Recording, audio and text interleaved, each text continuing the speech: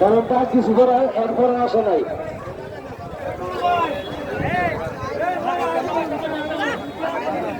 এক দুটো ভলান্টিয়ারের ঠিকান তারা কোনো কাজ করতেছে না।